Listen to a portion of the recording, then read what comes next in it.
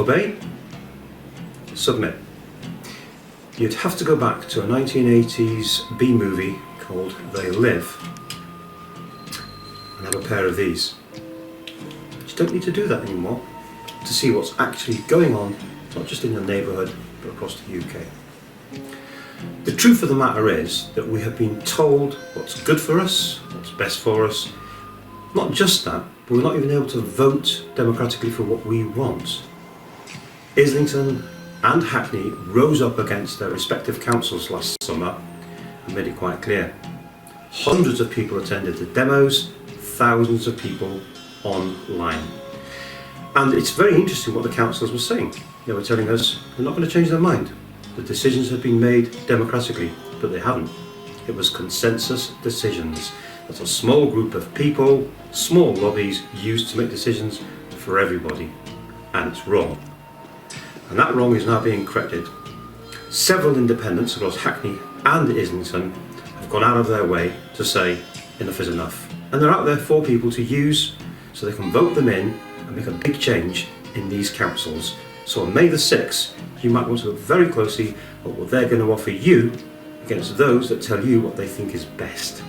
So I've come down to Old Street to track down one of these independent candidates who set out to make changes in Islington's Bunhill ward. Martyn Perks, a local businessman, today launches his pledge to bring back democracy and accountability into local politics. Hi, my name's Martyn Perks. I'm standing as an independent councillor in Bunhill ward, Islington, May the 6th. Who am I? I'm a lifelong Democrat. I'm a defender of free speech. I'm a local volunteer, and I'm a resident in Bunhill for 8 years, and I moved over the road to Wharf Road for 2 years. I'm a lover of Islington, central London, and everything this borough has. But why am I standing? Well, one of the reasons is, if you look behind me, Old Street Roundabout. It's a brilliant example of the issues we face in Islington. Consultation took place 2015. Few took part. There was little or no public debate. That now, 6 years later, is a relic.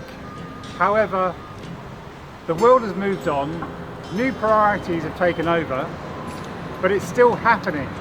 What happened 6 years ago is still taking place now. It's a symbolic relic of the past, of how change has been imposed upon us from above. If you know what's happening to it, it's going to be akin to a pedestrian theme park. It's no longer a roundabout, it's a oblong shape that you can no longer drive around. Only what it's for is to walk over and for pedestrians to relax upon. But it's like a pedestrian theme park. So it's been plonked in the middle of a major highway thoroughfare, which is really for people like you and me to use to get to work day to day, to go about our everyday lives. But in 2015, it was decided that that wasn't good enough, that it would be imposed upon us as a community to basically have our mobility, our transport curtailed, all in the name of what apparently those above in the council thought necessary, that we as people deserve.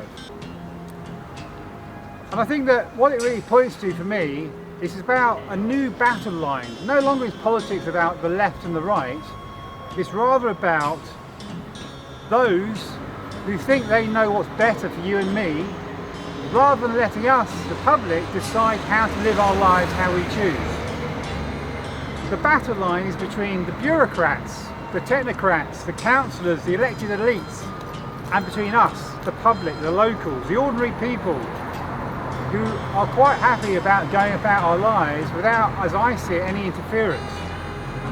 They are keen to lecture us about our lives, our choices, about what to do, about our mobility, about how to curtail it, about our independence. As they see it, every day our autonomy is a problem. They want to take away our freedom, they want to take away our autonomy, but it's all in our best interest if you listen to what they say. But of course we know through their endless surveys, platitudes and Excel spreadsheets that consultation is a sham. They want to hide behind that public consultation because they don't want to engage with us, the public, as an adult, in terms of encouraging a sensible debate or conversation between us about what we want or what we need to live out our lives, and instead they hide behind data and spreadsheets because it's an excuse rather to engage with us in a serious adult debate. But I tell you, as we've seen over the past 12 months, we are very capable of organising our lives ourselves. The COVID support groups all around Islington have been a brilliant example of this, where we've been able to help each other without any interference from officialdom or from the top. It's really about people knowing how to help others in our communities that's actually made the real difference throughout the whole COVID crisis. And I think that's a great example of what we need more of. Less top-down bureaucratic council interference and more space for us as individuals to be able to live out our lives and to decide how we can help each other as best we know. So I think that, as I've already realised as part of this campaign from the past 7 days of preparing for this moment, we already know we have brilliant networks in our communities. We already know we have strong relations and links with each other. And it's actually that we need to build on now, rather than being patronised or lectured to by an elite who's doing everything they can to avoid engaging with us in real public debate. So what I'm about, and other independents like Jodie and Niall as well, is about unleashing that already existing potential among us to start to believe in ourselves again and give each other a real voice, which for too long has been ignored. So I'd like to propose that you vote for me in Bunhill as an independent, a truly independent candidate. I'm not Tory, Labour, or even from a lobby group. I am an independent voice that has been born out of the brilliant protests around road closures and other community spirit and projects that have started to emerge over the past few years. So that's why I want you to vote for me, Martyn Perks, 6th of May, Bunhill. Thank you very much. Well done. With a quick Facebook Live broadcast at the end of his speech, Martyn is joined by St Peter's Ward independent candidate Joe Graber, and for good measure, Hackney's Niall Crowley. One thing is absolutely certain. Following last year's summer of discontent, very fertile seeds were sown, and with this new raft of independent political voices on the rise, all it takes now is for those who want that change is to simply cast their vote on polling day.